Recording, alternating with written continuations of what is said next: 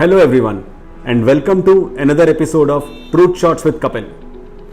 Today we will talk about Olympics. Perhaps the largest, the largest sporting event in the world. Nearly 207 countries participate in the event. Nearly 11,000 athletes participate in the event. They are older than the religion of 75% of this world's population. Yep, it started in 8th century BC. Of course, the modern Olympics that we know of, this restarted in 1896. But the Olympic history goes back to the 8th century. Started in the little town in the Greek kingdom called Olympia. Anyway, we don't want to delve too much into that history, but it is important to know why Olympics are considered as big. As I said, 207 countries. That means the entire world watches two things right now: COVID and perhaps Olympics. That's how important they are. Anyway, the question is, should Olympics happen? I don't want to say yes or no. I really don't know whether they should happen or not. If somebody is to ask my personal opinion, I would say Olympics should be made freedom for everyone. What I mean by that is, those athletes that think they want to participate in Olympics should absolutely be allowed to participate. However, those athletes that out of fear or out of some other reason do not want to participate in these Olympics should be allowed to not participate. While they may not get as much remuneration as the ones who are participating, they should be paid something by the respective governments or by the Olympic body or somebody else to recover the costs that they have perhaps incurred. Now, the important part is not just the athletes and the supporting people around the athletes and those who are part of what we call as the sporting ecosystem. The question is specifically around the Japanese population. Even there, I would promote freedom. Those who choose to participate, who choose to be volunteers, who choose to act there should be allowed. And perhaps there should be volunteers picked up from other parts of the world, those who choose to participate. So for me, like everything else, it is all about freedom.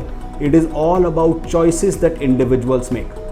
Some athlete may actually stand up and say, I don't care if I die off of COVID while in the Olympic stadium. I wanna be there. I wanna compete.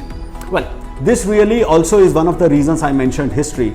The reason Olympics was started in the first place was to provide people a heroic adventure that could take them beyond the wars. At that point of time, what most heroic men would do was to wage wars, was to fight.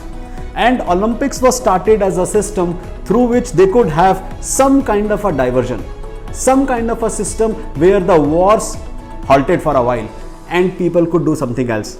I guess it is time again for us to look at that. Looking at the events of the last 18 months, I think we owe it to ourselves. So in that sense, if I have to make a choice, I would say Olympics should go ahead. However, only with athletes that want to participate and only with volunteers and support people who want to participate and who are ready to and willing to participate in that. This is not just a question of money, while money is a huge part of Olympics. I mean, Olympics usually cost somewhere around $10 billion to organize. This time they are going to cost more than $25 billion. That is still not the largest amount. The largest amount spent in Olympics was done when they were hosted in Beijing, where it was close to $40 billion that was spent on hosting of or organizing the Olympics. Now, interesting thing is the Olympic organization body, IOC, is an extremely rich body. They get a lot of rights, they get a lot of funds, they get a lot of stuff. While they don't really incur much cost, either costs of organizing the sporting events or the cost of preparing the athletes or something. So they should actually be willing to take some of that burden, take some of those charges and ensure countries like Japan, which actually are going through certain amounts of issues from COVID and are going through economic downturns and everything and have invested a significant amount of money into Olympics, they do not have to suffer. Now there is few elements of Olympics that I do want to mention here, which people should know. I'm sure some of you do, but let me still reframe them for those who don't. Number one, Olympics have always been, composed of all sorts of controversies. the Russian doping scandal that we saw, a few years back. But doping is not new to Olympics. It has always been there. In fact, not just the doping, all sorts of competitive advantage that people are able to garner have always formed the basis of Olympics.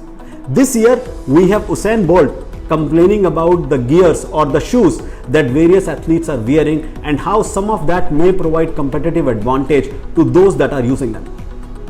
That essentially would mean some of the world records would get broken. Some of the changes would happen.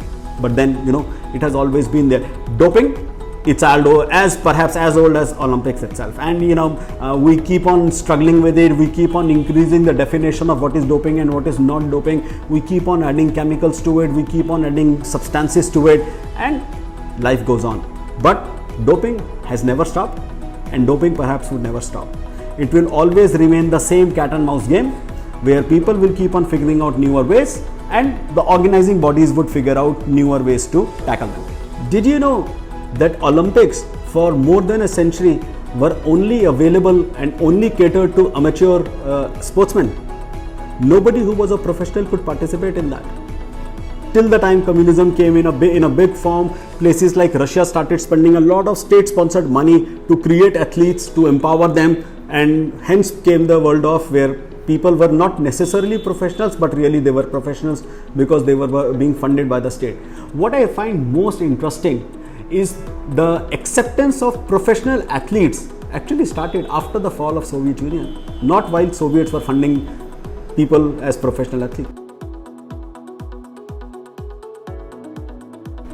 One other important aspect that we all should know about Olympics is organizations like IOC charge a huge amount of money from the various countries that are hosting the event.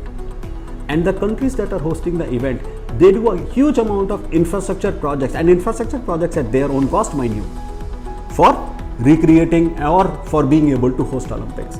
Japan has done that. Tokyo economy is essentially in a lot of ways dependent on hosting of Olympics at this point of time.